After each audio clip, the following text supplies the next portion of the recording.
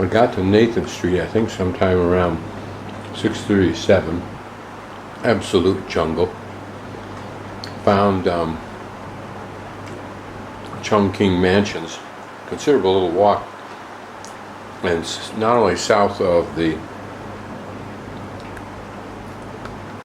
Jordan station, but actually it's a little bit south of the Tiam Sha Sui station. It's a real jungle, literally, on the first floor of the Chungking Mansions, which are divided into like about 4, 5, or 6 blocks, A, B, C, D, E, F, and maybe more, which means chunks of this building that are reached by separate elevators. It was getting increasingly frustrating to find a place, and they all wanted $250, so finally some hawker, there were lots of them,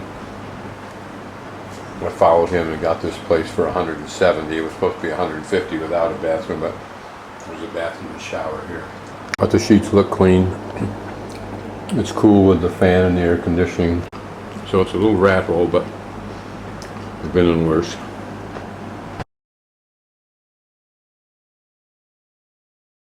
This is the famous Star ferry that ferried Allied troops across to Hong Kong to evade the Chinese when they invaded in the Second World War.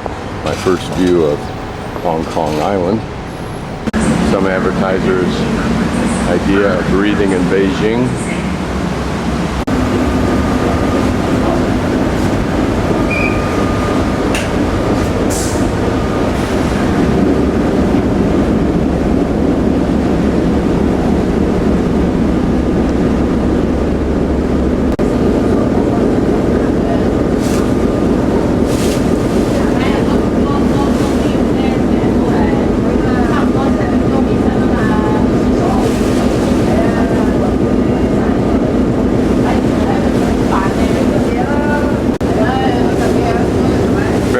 Abound on this bit of water.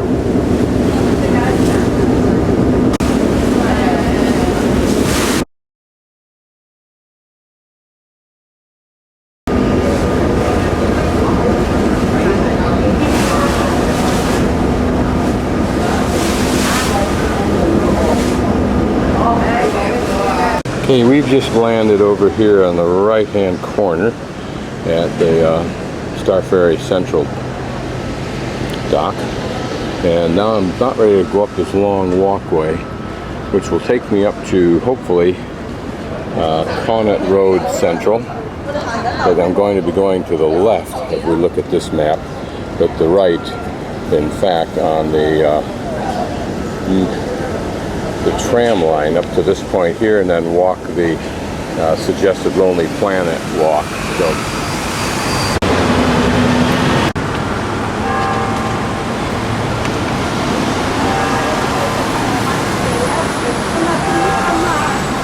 just in case I ever come here again, it'll be interesting to see what they built in this large swath of land next to the Central Ferry. I was intrigued by these structural elements.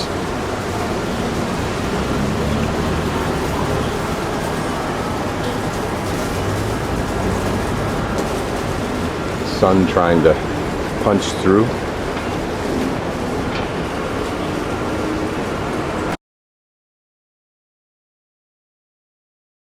Richard was telling me about the Apple store.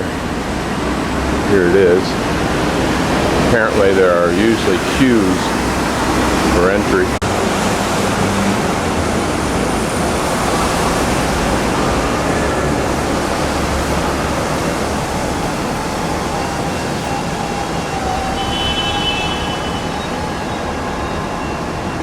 You can't help but be in awe of structures like this. What will they build 50, 100 years from now?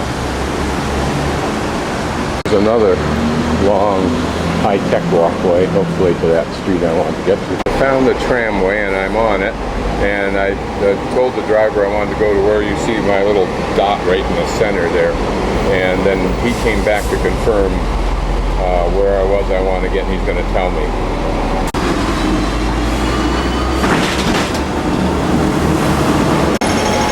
Okay, at Sutherland Street, and that's right where my dot is. So now I go.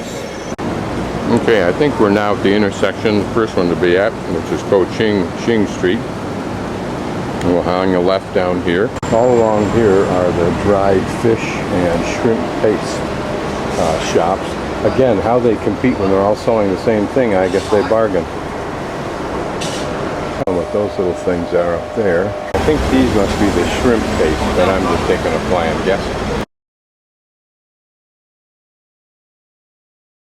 Now we begin our walk down Shinto Street. Much of this I've seen already. These are various herbs.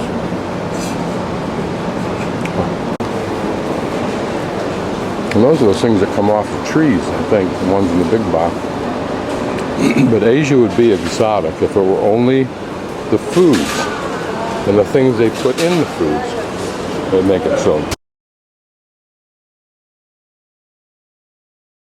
Now we'll hang a left here and go down to the Western Market, which should be fun. All along here are shops for dried fish, as well as tea and spices and stuff like that. Not exactly the kind of place that's ideal for finishing my little cake that I'm eating. The whole street is filled with such places.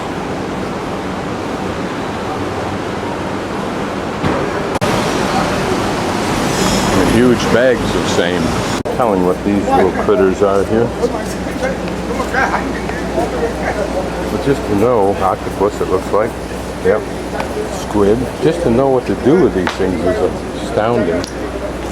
Isn't it amazing? Look at this.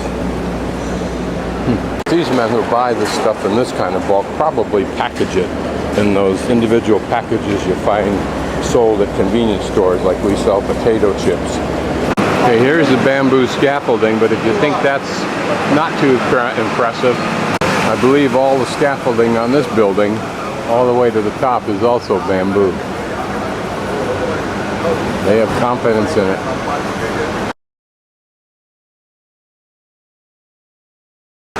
Okay, after wandering around a bit, I finally found Western Market in this interesting old looking building. And it must have looked phenomenal without all this crap in front of me in the way originally. It's closed until 10 o'clock, but looking into the first floor, it looks like a modern department store mall. Back on New Market Street, which looks anything but. There's construction behind me blocking any actual traffic here, although there is pedestrian traffic, but it doesn't look like much to see. But since I got until 10 o'clock to blow, I'll walk down there. There's a pallet full of California walnuts and two more, which is an irony considering how much walnut I saw in China. Can't believe this is the street, so I must have something wrong. Okay, now I'm at the opposite end of the Western Market. I wonder what that building looked like when it was brand new. Probably the marble down at the bottom was pretty. The brick was probably raw brick. Whether it was painted or not in this format, I don't know. Probably was. They apparently have the finest metro system in the world, transportation system. These are all not tour buses, but regular buses. Unfortunately, they've crapped up what looks like one of the original unique parts of this architecture.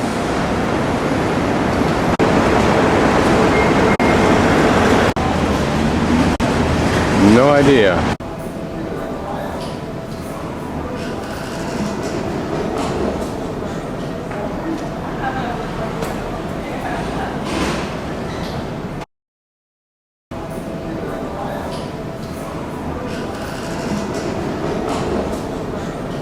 So what we have is not a funky market, but in fact it's an old market that's been preserved so that it can be a new market.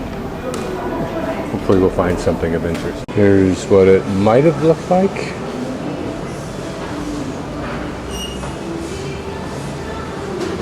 It's all enclosed up above. And whether this looks like this second story would have been covered, and it's the area above there that would have been open. Hopefully these banisters are a reflection of the past. Invited guests are only, so I guess the public that it was dedicated to is limited. So with the magic of telephoto, we'll go upstairs and look at it. I wonder if there was this secondary balcony up above. Didn't show it in the drawing.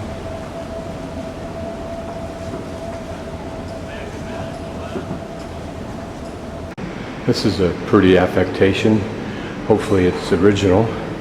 Would seem somewhat cynical to put something this elaborate into a restoration. Boldly going where no man's supposed to go. I'm up here on this second level. Here it's a little bandstand set up for gala dinners.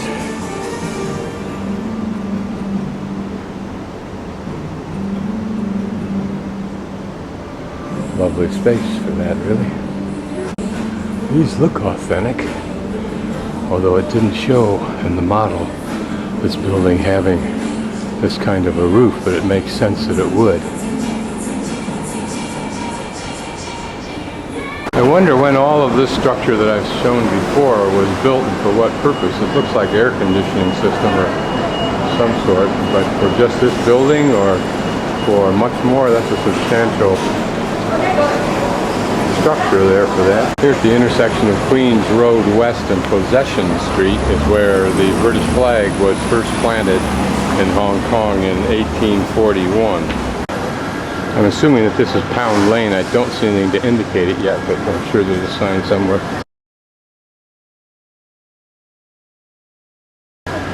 It's a pretty little park area, but most of what originally was the park, I believe, has been usurped by tennis courts. Or 4 tennis courts.